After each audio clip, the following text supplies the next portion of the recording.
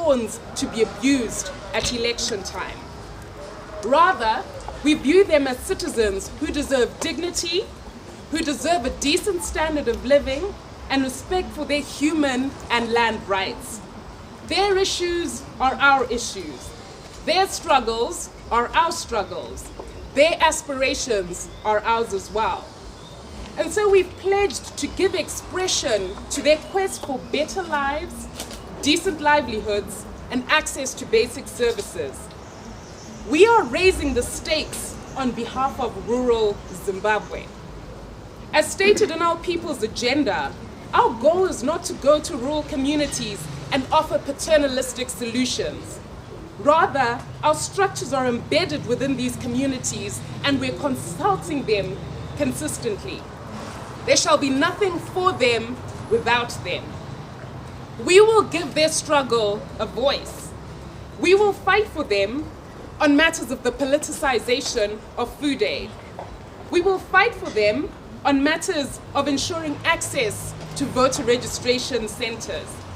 We will ensure that they've got adequate polling agents to verify the elections that take place in their constituencies.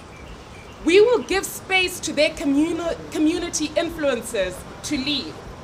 We will make sure that the forgotten communities of Zimbabwe have a strong rural economy, have jobs and access to modern services. We will fight the Chinese corporations who seek to displace them from their homes and their heritage, desecrating their burial sites. For us, this is an election issue which we will campaign on and champion unconditionally and strongly. Big corporations must not trample over the basic rights of citizens. Any investment in their communities must benefit the locals as well. Due process and constitutionalism must be followed. Consent must be secured. Adequate compensation must be paid when displacement is absolutely necessary in the public interest and duly consented to. We've seen what's happened in Chiadzwa, in Inde, in Chilonga, in Chisumbanje, in Tokwemkosi, in Chingwizi, in Mutoko, and in Uzumba, amongst others. Mr. Mnangagwa's illegitimate regime is constantly at war with the people, and we say enough is enough. This new colonialism offends what our liberators fought for during the liberation struggle. One of the key fights was the fight to the entitlement to land. Land is at the core of the people's dignity, and their right to it must be respected.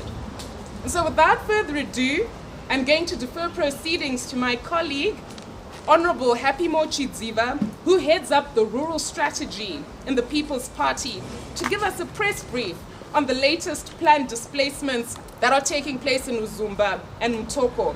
Now, the slight background to this is that President Nelson Chamisa, in conjunction with the parties or the People's National Standing Committee, deployed a delegation to these communities who met the people on the ground to assess the socio-economic impact of the Chinese big mining activities that have commenced there.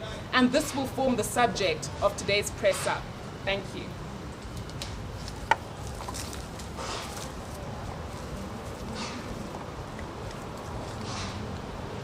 Thank you, Spokes. In my capacity as Secretary for Rural Mobilization and Penetration Strategies, I led a delegation to Mutoko and Uzumba to express solidarity to communities that are being abused by the regime, to hear their concerns and map the way forward to ensure the protection of their rights and dignity. The visit, commissioned by the National Standing Committee, sought to establish the socio-economic impact of large-scale exploration by Chinese companies and indigenous communities in Mutoko and Uzumba, resulting from the large-scale exploration by these big Chinese companies. This delegation is term of reference to identify and assess socio-economic activities which are significantly influenced by the ongoing mining activities, to examine local communities' perception on the Chinese mining activities, and to suggest interventions that can assist in empowering the communities to assert their rights and safeguard their communities. The delegations made the following findings. In Uzumba, the Chinese company Engine Mining started exploration in 2020 and pegged areas to be mined, which cover a total of 300 hectares of communal lands and possibly displace nearly 12,000 people. The affected villages were informed of these developments a year after the arrival of the mining company. They were also informed that the majority of them would be displaced and should seek alternative settlement from their traditional leaders. Their consent was never sought, nor were they heard before the mining commenced. The large-scale mining activities are affecting 11 villages, namely Matena, Gotora, Mukanzi, Chimina, Manyani, Nenzou, Gonye, and Machas. Those affected are indigenous communities, households or families with an ancient and cultural attachment to the land. No alternative resettlement area is being identified, and there is no plausible compensation plan for those affected. In Mtoko, the Chinese company started exploration in 2020 and pegged areas to be mined, which covers a total of 117 hectares of communal lands.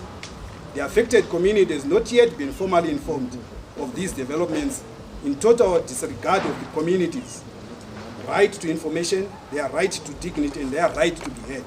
The mining activities will affect 4 villages in Ward 11 under Chief Mzenges. Impact on the community. The mining activities are at the exploration stage, which is comparatively low economic impact, but is critical since it is the first encounter between the community and the mining company. Both communities are indigenous communities and closely associated with their natural resources that have social, economic, and spiritual significance, and are therefore opposed to the mining activities in the area, but exhibited a sense of helplessness as they are confronting the potential for change induced by large, powerful external company, which is the support of the regime.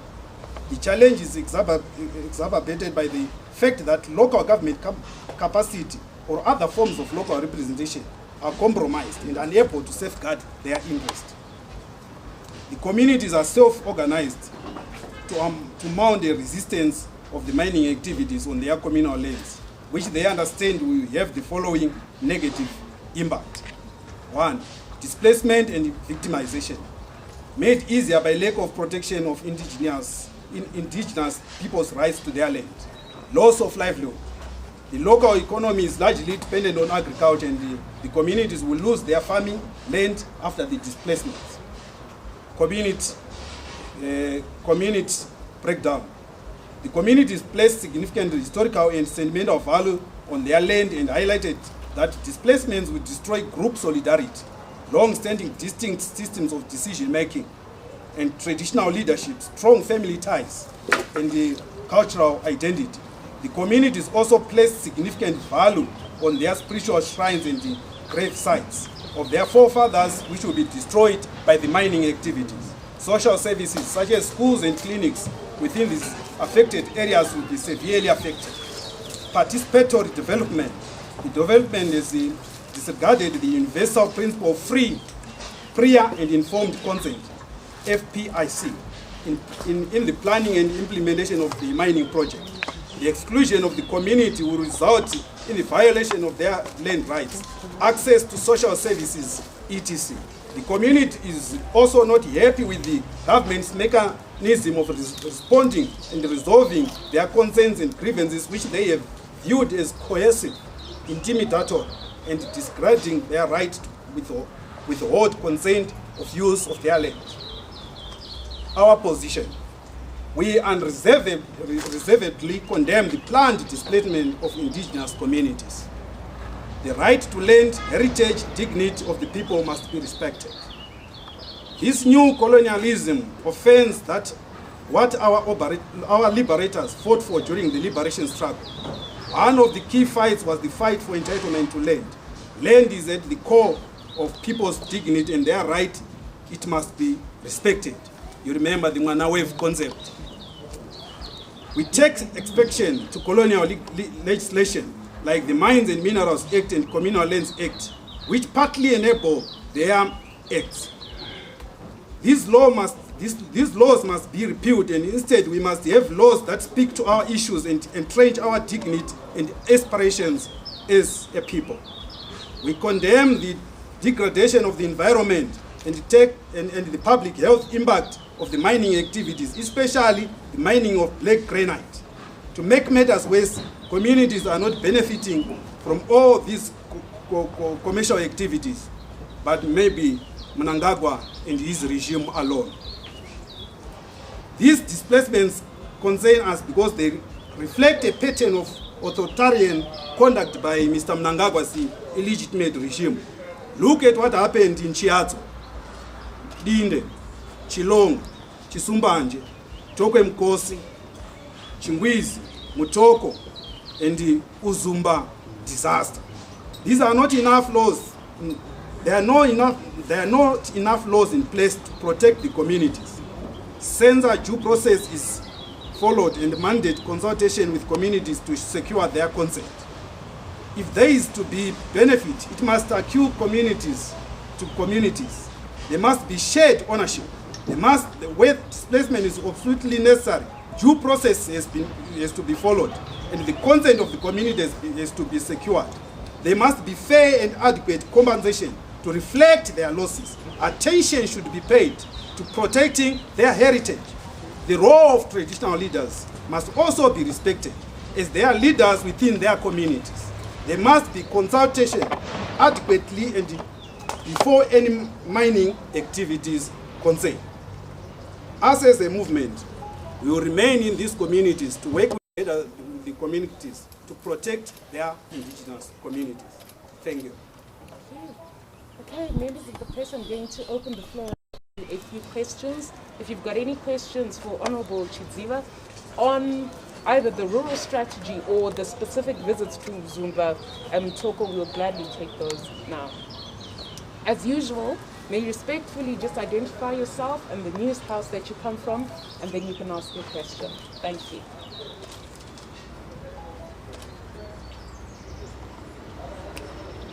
Yes, ma'am. I'm Yvonne Chagazim Daily. I wanted to know if the MDC actually has a plan in which in Parliament, are you going to push for the repealing of these laws? What action are you really taking as the MDC? Because these displacements have been taking place and continue to take place unabated, as you have said. But what's your strategy beyond a press statement?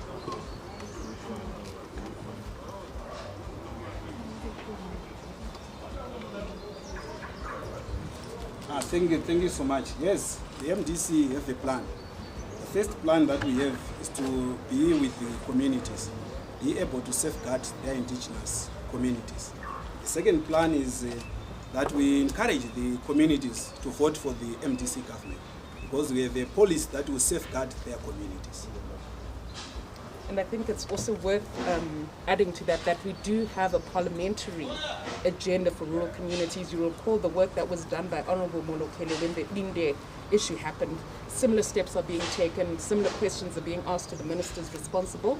In addition to that, in line with our broad alliance agenda, we're partnering with civic organizations that are interested in both the environment and the internal displacement of persons to ensure that the rights of these citizens are protected in the courts. And obviously, we're assisting with the mobilization of these people to resist the displacements that are imminent. So we definitely are there. And obviously, this press statement is just a reflection of the work that we've done over time.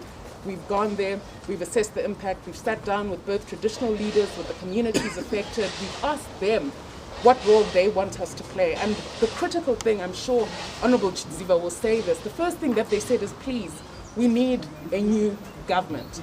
This government doesn't care about us. We are hungry, we don't have hospitals, we don't have schools, and this government simply doesn't care. So we are absolutely taking all steps possible, using all tools available to us to ensure that the rights of these citizens are protected. Yes, Robert. Yes, Robert Fleming. Have you ever tried to engage the local political leaders from considering that they are linked to one political party which might be in support of what is happening to the local community? And if it is, what has been their response? And if you have not, are you going to? Thank you so much.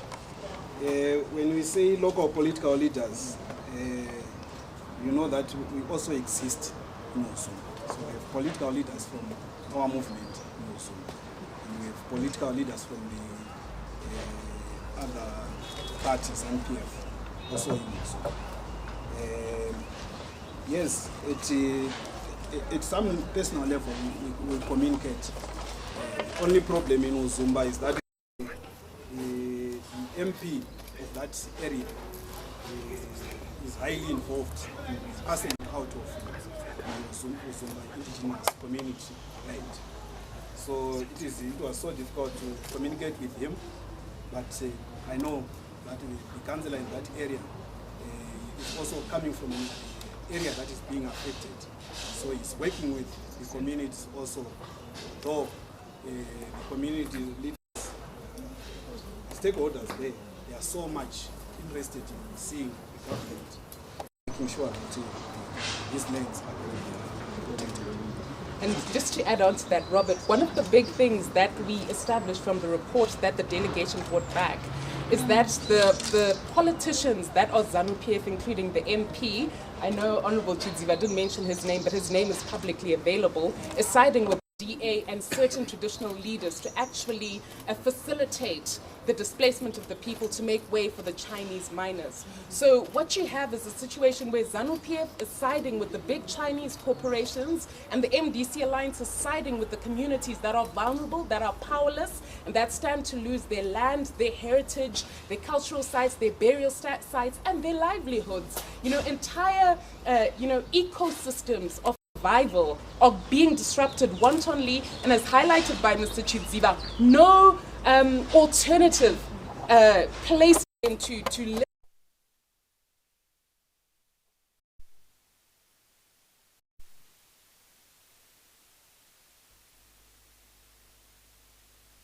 The Constitution, Section 7.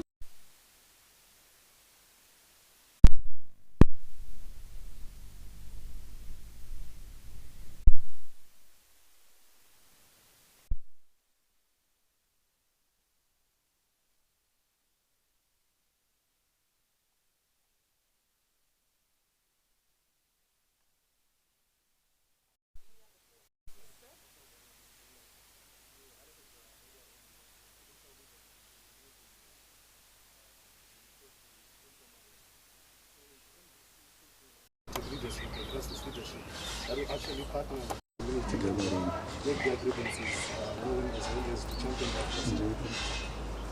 Thank you so much. Actually, in Uzumba, MDC has been existing in Uzumba since 1999. That is the reason why you have seen that there was too much violence in Uzumba. Houses were burned. The houses which were burned in Uzumba are for MDC supporters. That means that MDC exists in Uzumba. And as I said earlier on, that the Zanupf leadership, the local leadership of Zanupf there, they are partnering with the mining giants to pass out this land. The message from the community is just saying, Munangagwa atengesi. And they have a feeling that they are being sold out because the Munangagwa and Zanupf have been winning Uzumba by stealing, not by actual votes. And now they are trying to displace these people, so that something can reflect in 2023 as if they support us in this. The MDC leadership there, they are taking an active role with the community stakeholders to make sure that there is leadership. And just to buttress what Honorable Chidziva is saying, one thing that he hasn't said is that we have structures in all these rural areas in all provinces in the country, and he's the one who personally has set those grassroots structures up, and he's only traveled to Harare for this person, but he's actually embedded within these communities. And the MDC Alliance has been deliberate about the rural communities. And our goal is not just to use the people to win the election in 2023, but we actually want to see a modern rural economy. We want to see proper roads in rural areas. We want to see adequate schooling, adequate health services. We want to ensure that they've got modern farming facilities and capacity. We want to mechanize what's transpiring there. We want to ensure that all rural communities have adequate electricity. So for us, it's not just an election issue for the sake of it. We genuinely want to improve people's lives in those communities. Does anyone have one outstanding question? I know there are journalists who come at the end and ask, but you're free to ask if your news house is in a different language, you're also free to ask your question at this point, if it's okay, if you have one. Okay, if there are no further questions, all that remains is for me to thank Honorable Chidziva for traveling all the way to Harare and making it for this press conference, and to thank him for all the work that he's doing with the rural mobilization strategy. It's really not easy to crisscross the entire country and make sure that all these various communities, have a voice and their issues are adequately attended to. So I thank you very much for that. Thank you very much and have a good day.